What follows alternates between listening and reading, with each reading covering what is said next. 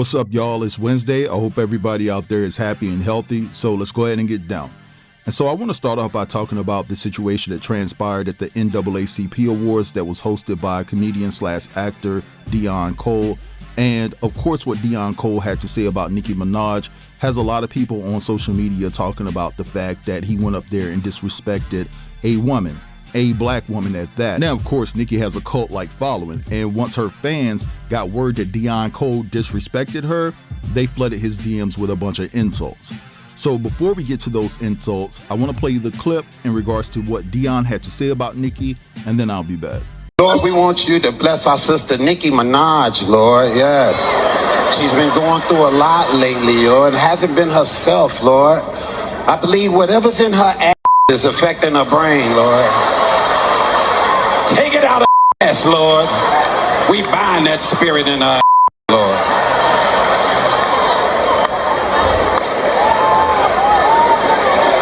But God, it's only because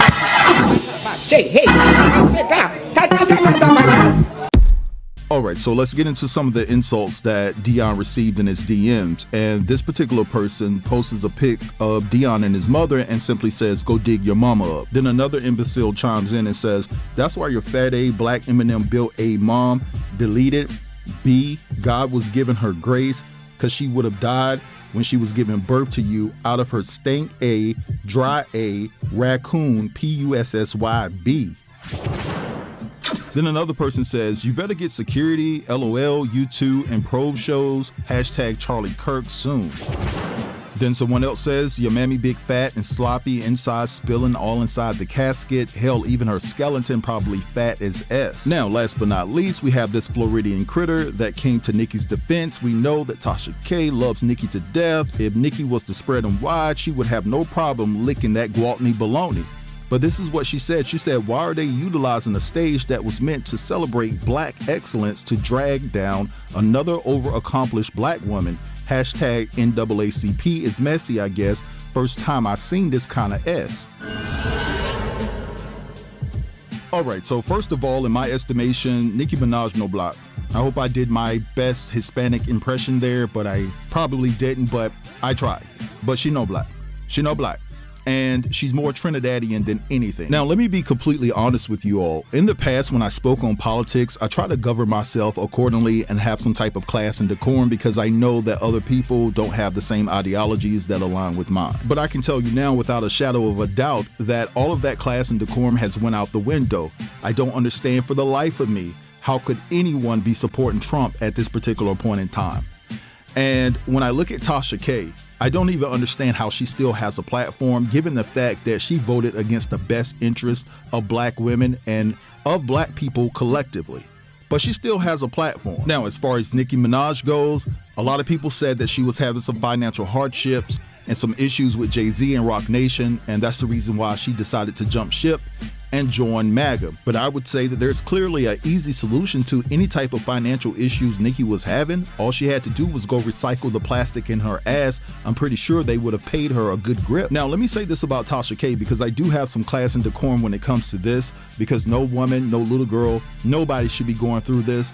But allegedly, didn't she have a situation? Was it her uncle or somebody that violated her when she was just a youngin'? That should have never happened or whatever the case may be. And I want y'all to feel free to drop down in the comments and correct me if I'm wrong, but I do remember her saying something about that or something hit the headlines about Tasha K going through that horrific incident at a young age. But what I'm trying to say here is that you would think that Tasha would distance herself from a political party that exudes the same type of behavior that was projected upon her when she was just a youngin'. And I would have to say she aligned herself with Nicki Minaj given the fact that her brother is a pedophile and her husband. So what does that say about Tasha K? And Tasha has the nerve to talk about the NAACP should be a representation of black excellence. Let me tell you something. You are not the representation of black excellence and you will never be. And Nicki Minaj will never be either because she's no black. But anyway, let's move along from these two dummies who couldn't pass a SAT test even if you gave them 95% of the answers. So Shia LaBeouf did an interview after his incident in New Orleans. He said that he didn't like big gay people touching him and that's why he freaked out. He got into a fight. He got beat up apparently and things of that nature. But he also said something interesting about Kendrick Lamar. I want you guys to check out this clip and I'll be back. I remember asking Kendrick one time, like, bro, hey, Trump or Kamala, he was like, you think I give a about this? Like, he got real lion. Yeah. You know? I just remember there was one day where it was like either Epstein does horrible or it's you having fun, and was no. Right, so if you got to pick, hey man, come with me. All right, so you guys just heard what Shia had to say about the situation. Now, first of all, ain't nobody coming to be on your side, bro. You a homophobic, problematic drug addict, and on top of that, you're a racist. Now, with all of that said, I do believe that Shia is not telling one damn lie in regards to how Kendrick responded to his question. Now, when this Drake and Kendrick beef first kicked off, I told you guys on my channel, and I lost a lot of subscribers, that something didn't feel right. Now, I'm not a Drake fan, and I wasn't trying to stand up for Drake, but I was being honest about my opinion. I thought that Kendrick was sent to take down Drake, and I didn't believe all of this, oh, he's for the culture. Oh, did you see his Super Bowl performance? You had to get the clues. He was dropping clues here and there. You had to search for him. Bitch, is this an Easter egg hunt? You know, all of these mental gymnastics that his fans claim that you have to go through to actually get his point is preposterous in my estimation. Now, this is the thing. I want to ask you a question. Who was Kendrick talking about? They not like us. He was talking about Drake, right? He should have been talking about himself. Because how in the hell you can't tell this man in Shia which side of the aisle you stand on? Now, he has a right to decline, but he said that Kendrick said, I don't give a F about this S. That's what he said Kendrick said. So that really shows the true nature of Kendrick's character. Now, I admit that Drake should have been called out for that uncomfortable situation with the minor. I get that, right? Kendrick had the right to bring that up. I'm against that totally. But at the end of the day, we have to be honest here. Kendrick is nothing but a grifter. He's nothing but a grifter. Y'all didn't want to believe me then. Now, do you believe me? But honestly, I took one look at Kendrick's ears and how they point out opposite from his head, and I knew I couldn't trust him then. Now, I have big ears, but mine don't point at the top and stick out. You know what I'm saying? Like his. So, no. Kendrick Lamar was a plant to take down Drake. For whatever reason, I could care less. I'm not a Drake fan and I'm not a Kendrick fan, but I just called it for what it was. But anyway, let's move along. And I want to talk about this situation dealing with Teddy Riley and Keith Sweat, because recently Teddy Riley did an interview and he highlighted the fact that he didn't get paid for producing some songs on Keith Sweat's first album. Now, Teddy said when he confronted Keith about not getting paid, that Keith said that he didn't get paid either, but Teddy kind of left it out there like he didn't believe that Keith didn't get paid. Now it seems that behind the scenes, there was a conversation between Teddy and Keith, and Teddy has now issued an apology. So I'm gonna play you that, and I'm also gonna play you what Jermaine Dupri had to say about the situation, and then I'll be back. I wanna take this moment to speak from the heart. There was a post that went out that talked about me not being paid on the Make It Last Forever album. And that is true. But it's also true that Keith Sweat did not get paid either. We are in the same situation. And for the people in the back, it doesn't have anything to do with publishing. So all the people who are talking about publishing, please fall back. We're getting our publishing. We are eating off of our publishing. I want to make this sincere apology to Keith and his family. His children are like my nieces and nephews.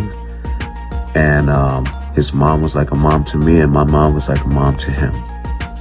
We grew up together, same hood, and we're dealing with the same thing.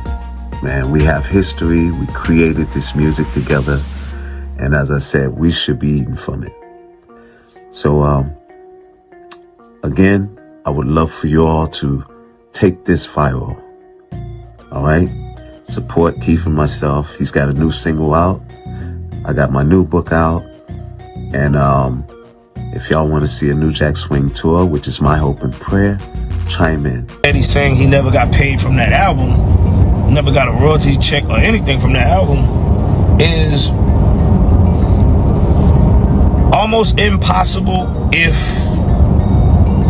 unless you sign your publishing over to someone. And I think that's the part that's being left out. Somewhere in the mix of that, Teddy signed something that gave his publishing to someone else. Yeah, Chad, I saw that, but I'm saying I still don't believe that he apologized because I think he was saying that.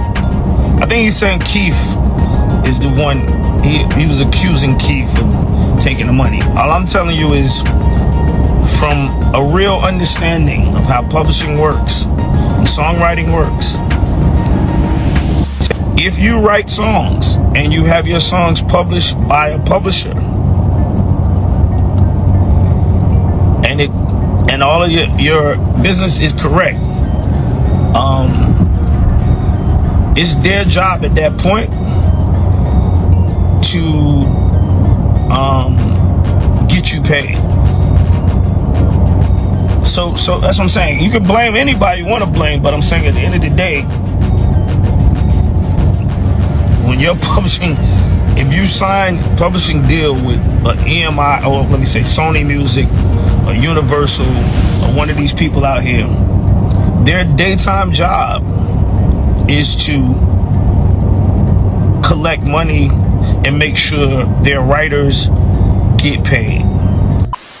All right, so you guys just heard all of that. Now, one specific thing that I did hear was the fact that Teddy checked Jermaine because Jermaine was talking about the publishing thing. So when he said that the publishing was straight, and I'm talking about Teddy, he was throwing a shot back at Jermaine for talking about the fact that the publishing must have been messed up. But listen, y'all, this is the thing. This could be a situation where the record label just got over the both of them, right? Teddy and Keith Sweat. And Keith probably didn't get paid. It's hard for me to believe that Keith didn't get paid, but let's just say he didn't. It just goes to show how the record label can bring a divide between two people that have a great relationship within the business and outside of the business. Now, it's going to be interesting to see moving forward what Teddy and Keith do about this situation. Do they go after the record label aggressively? Because we all know what happens to certain artists when they go after record labels, right? Whitney Houston is a prime example, Prince, Michael Jackson, Angie Stone, so forth and so on.